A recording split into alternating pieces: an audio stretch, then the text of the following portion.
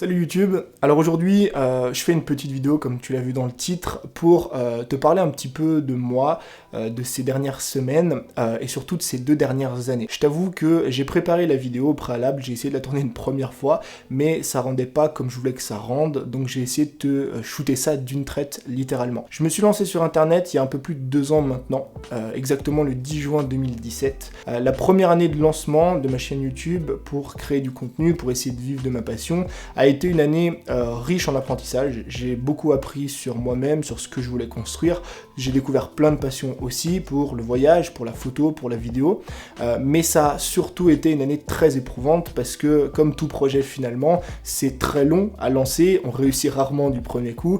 Et durant cette année-là, j'ai publié, je crois, sur YouTube, pas loin de 400 contenus. Je te rappelle que les 3, 4, même les 5 premiers mois où j'ai démarré ma chaîne YouTube, je devais jongler à côté entre le sport, l'entrepreneuriat, les amis, la famille, plus une vidéo par jour, et ça s'est avéré au fil des mois très compliqué à gérer. La fin de cette première année sonne pour moi comme la liberté parce que je gagne ma vie. Même avant, au bout de 7 mois, j'étais déjà indépendant, j'arrivais à vivre de ma passion. C'était pas quelque chose d'exceptionnel, je générais pas 5000 € par mois, mais j'arrivais à en vivre, ça arrivait à couvrir mes frais et j'en étais satisfait finalement. Donc j'ai commencé au début inconsciemment et consciemment par la suite à lever le pied un petit peu sur ma création de contenu, à lever le pied un petit peu sur ce que je faisais au quotidien, et ça s'explique par le simple fait que j'avais besoin de prendre du recul, ça s'explique par le simple fait que à la fin d'une première année éprouvante, j'ai commencé à lever le pied. Depuis quelques mois maintenant, je fais littéralement le strict minimum pour développer mon business et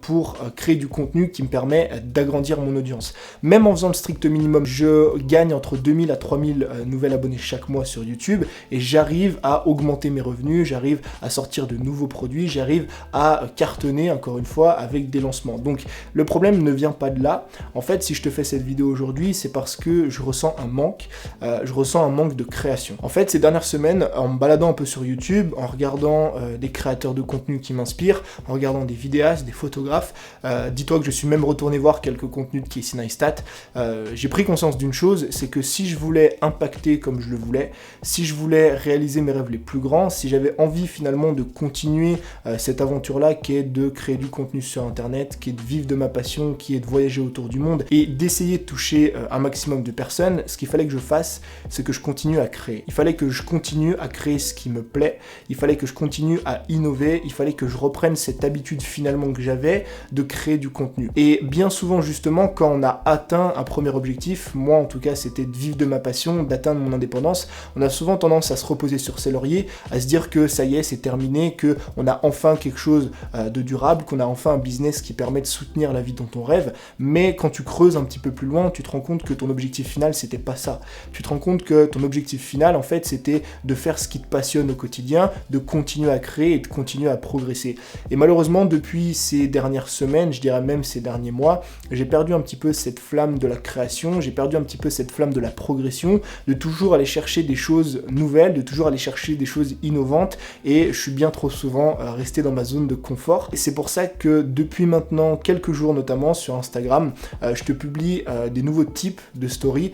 C'est parce que j'essaye de sortir de ma zone de confort, j'essaye de créer des choses nouvelles. Et si je te fais cette vidéo aujourd'hui, c'est pour te dire que notamment sur YouTube et aussi sur les autres plateformes, ça va repartir de plus belle en matière de création. En fait, ce qui s'est passé, c'est que ça fait à peu près 15 à 30 jours, donc 2 à 4 semaines, que je travaille sur la création d'une stratégie que j'ai essayé de mettre en place pour justement créer du contenu de la manière la plus simple, efficace et logique possible, parce que c'était ce qui me manquait. En fait, comme dans tout domaine, et la création de contenu en fait grandement partie, si tu veux arriver à destination, il te faut une carte. Il te faut une carte pour savoir où tu vas. Il te faut une carte pour savoir ce que tu publies. Il te faut une carte pour savoir qu'est-ce que tu vas faire demain, la semaine prochaine, le mois prochain et l'année prochaine. Donc ce que j'ai fait, c'est tout simplement que j'ai pris énormément de recul sur tout ce que je faisais.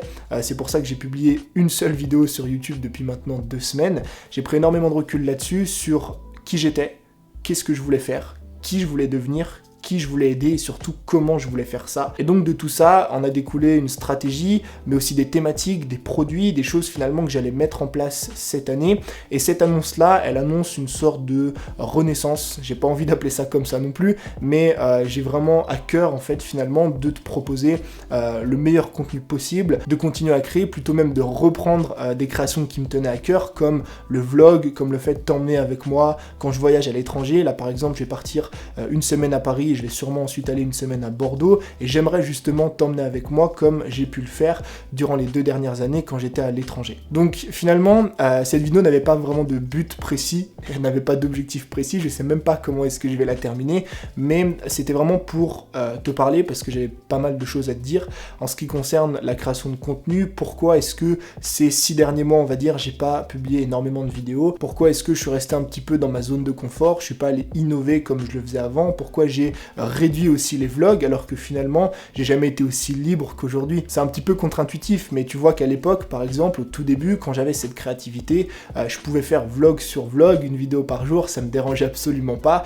alors que je voyageais pas, j'étais pas libre. Aujourd'hui, alors que je voyage et que je suis libre, j'ai perdu un petit peu cette flamme-là de créer, cette flamme-là d'innover, cette flamme-là de t'inspirer, mais à compter de cette vidéo, à compter d'aujourd'hui, la flamme est en train de renaître et je voulais juste te partager ça sur YouTube. Alors je vais terminer avec 2 petits trucs rapidement, après promis, je ne t'embête pas plus.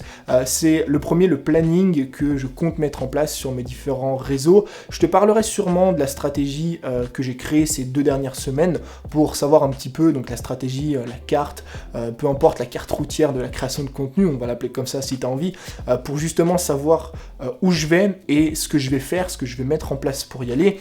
Donc le planning finalement, ce sera notamment sur YouTube et le podcast. J'avais énormément investi de temps sur le podcast avant de me rendre compte finalement que c'est une plateforme que j'aime énormément, mais à une fréquence assez faible, assez réduite. Donc ce que je vais faire, c'est que je vais publier un gros, sûrement, épisode de podcast chaque semaine, peut-être 2 si je fais des interviews, mais ça s'arrêtera là. J'ai pas envie de publier 3 ou 4 épisodes par semaine. Et sur YouTube, je vais revenir à une fréquence de minimum 3 vidéos. Je vais essayer de reprendre tranquillement les vlogs et de te parler des sujets qui me tiennent à cœur. Et la dernière chose, c'est que j'ai juste envie de te dire merci. Il y a quelques jours, j'ai reçu un message d'un abonné à moi sur Instagram qui m'a tout simplement félicité, ou plutôt dit que ça faisait bizarre de me voir aujourd'hui avec pas loin de 30 000 abonnés sur YouTube alors que j'ai commencé, ou alors qu'il m'a connu quand j'en avais seulement 500.